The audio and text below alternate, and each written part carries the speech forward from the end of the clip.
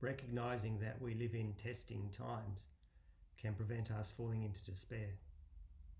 Hi, I'm Warren, the rector here at St Columba's. Glad you could join me for my message of the day.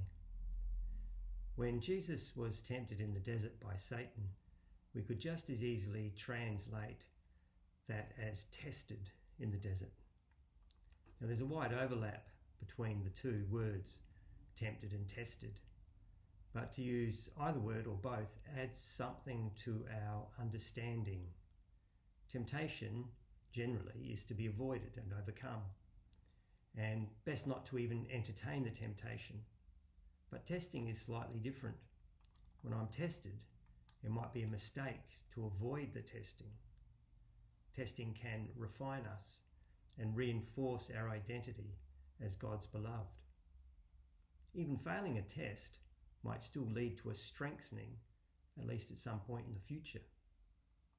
So Jesus was not just tempted, but he was tested. And because he was tested and overcame the testing, he is a source of salvation for us. This is important for a suburban church in testing times. And we are in testing times. But instead of seeing our situation as one to avoid or to fall into despair, I think it's better to approach our current context as a time of testing. God is doing something with us as we faithfully navigate the testing. It is tempting to avoid the test by misunderstanding the opportunity we are being given to reaffirm our identity as God's beloved in Christ and our desire to live as disciples of Jesus.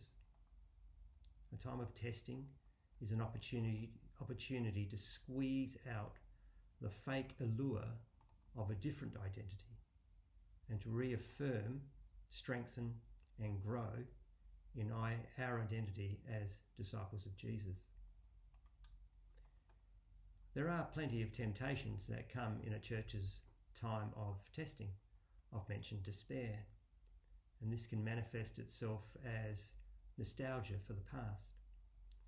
The other side of the coin is relevance. The same currency, just the other side of the coin. It's a temptation to seek relevance.